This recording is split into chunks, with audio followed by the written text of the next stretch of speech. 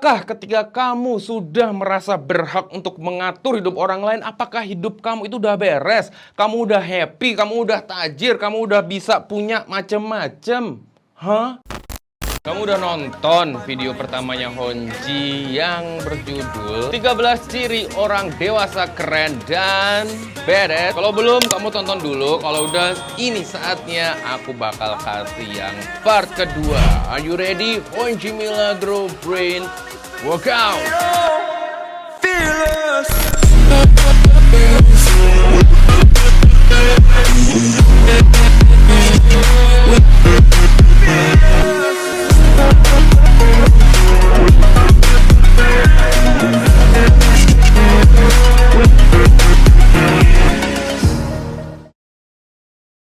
Yang pertama adalah kamu sedikit banyak sabar. Ketika kamu bisa sabar, santuy gitu, kamu akan mendapati banyak hal yang lebih baik dalam hidup. Karena ketika orang yang selalu terburu-buru, selalu nggak sabaran, baik dalam banyak hal, misalnya kamu self upgrade nih, kok nggak jadi-jadi ya?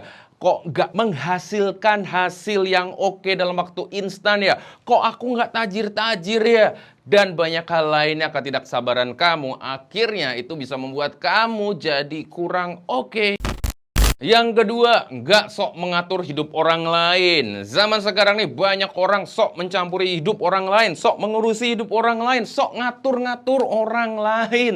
Well, manusia betul adalah makhluk sosial, tapi bukan berarti kamu berhak untuk ngatur orang-orang yang bahkan mungkin kamu nggak kenal, hanya kamu follow doang, hanya kamu tahu sekadarnya doang.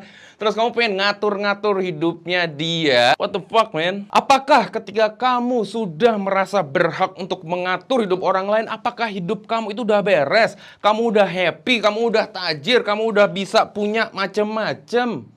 Hah? Kalau belum, lebih baik kamu ngabisin waktu untuk ngurusin hidup kamu, untuk self-upgrade, punya duit, dan lain-lain, daripada ngurusin orang lain. What the fuck, man? Itulah yang bikin kamu nggak maju-maju, karena kamu sibuk ngurusin orang lain. Sedangkan orang lain ngurusin hidupnya sendiri, akhirnya mereka jadi keren, mereka jadi percaya diri, kehidupan sosialnya bagus, kehidupan cintanya bagus, kehidupan finansialnya bagus. That's it, bro. Yang ketiga, jujur ke diri sendiri. Sebenarnya aku itu gimana sih? Sebenarnya aku tuh beneran doyan nggak sih? Sebenarnya aku tuh beneran cinta nggak sih? Sebenarnya aku tuh butuh nggak sih? Pengen nggak sih begini, begitu? Ketika kamu susah untuk jujur sama diri sendiri, semuanya akan lebih susah. So, mulai sekarang jujur sama diri sendiri. Ketika kamu nggak bisa, ya udah, akui bahwa kamu nggak bisa. Ketika kamu nggak mampu, akui kamu nggak mampu. Bukan berarti menutup-nutupi denial. Wes, ya kok aku bisa, ya kok aku mampu, padahal enggak. Yang keempat, kamu berani menolak. Berani menolak apa? Ajakan-ajakan, sesuatu hal yang mungkin tidak membuat kamu menjadi lebih hebat lagi, menjadi lebih oke lagi, menjadi lebih matang lagi, menjadi lebih macam-macam lagi. Ketika ajakan-ajakan itu sering datang dan kamu kayak terpaksa untuk melakukannya, padahal sebenarnya kamu tuh nggak pengen, tapi ya udah deh, nanti dia tersinggung, ya udah deh, nanti dia nggak suka sama aku. Akhirnya kamu menerima semua ajakan-ajakannya, perintah-perintahnya, padahal kamu sebenarnya tidak suka untuk melakukan itu. Yang kelima, kamu berani untuk memilih circle. Circle kamu nih ya, lingkungan kamu nih, itu harus kamu pilih dengan baik. Karena ketika enggak, circle kamu itu bisa mencemari kamu, bisa menjadikan kamu jadi fuck up, kacau, ambiar, kacau, berantakan. Ketika kamu nggak kuat, kalau memang kamu udah kuat, ya nggak masalah circle kamu hancur berantakan. Walaupun itu mungkin masih efeknya kecil atau gede, nggak tahu juga sih. Tapi sebaiknya pilih circle, seleksi circle kamu, lingkungan kamu itu biar orang-orangnya tolong menolong, gotong royong, suka menabung, dan positif-positif lainnya. Yang keenam, santuy dan fleksibel. Ketika kamu sering nih ya, ribet, emosian, nggak santuy dan nggak fleksibel, kaku gitu loh orangnya. Orang-orang yang kaku, orang-orang yang fix mindset, itu akan lebih susah untuk macem-macem. Untuk punya teman yang oke, untuk punya pasangan yang oke, untuk punya kehidupan yang meningkat. Orang-orang yang saklek, yang tidak fleksibel, yang kurang fleksibel, itu akan ya begitu-begitu saja. Yang ketujuh, nggak gampang take it personally atau gampang tersinggung. Ada orang posting apa, nge-tweet apa, bikin status apa, ngerasa itu buat dia, ngerasa tersinggung, apa dikit tersinggung, akhirnya meledak-ledak, impulsif kayak yang kemarin, dan itu jadi kacau berantakan, itu bisa merugikan diri kamu sendiri dan tentu saja bisa merugikan orang lain. So, mulai sekarang, jangan gampang GR, jangan gampang tersinggung, santuy, men. Yang kedelapan, mau mendengarkan dan memperhatikan. Oke lah, aku sering bilang ketika kamu bacotnya bagus, ketika public speaking kamu bagus, semuanya akan lebih mudah. Tapi ketika kamu punya skill memperhatikan, mendengarkan yang baik, itu akan membuat hidup kamu lebih oke lagi. Orang-orang akan lebih mudah nyaman sama kamu, orang-orang lebih mudah suka sama kamu, orang-orang akan lebih mudah respect sama kamu. So, mulai sekarang please latihan untuk mendengarkan dan memperhatikan. Gimana caranya? Ada lebih detailnya di Jagoan Ngobrol Class. Di situ baik cara ngomong kamu, gimana mendengarkan, gimana memperhatikan, gimana biar lawan bicara kamu itu ngebacot terus, seru terus, gampang nyaman sama kamu. Ada di Jagoan Ngobrol Class. honjimilagro.com/cnc. Yang kesembilan, gak doyan ribut dan gak doyan rusuh. Apa dikit, rusuh, apa dikit, ribut. Ngelihat orang posting ini, wos, dihajar. Ngelihat apa dikit, dihajar, diserang. Wah, wah.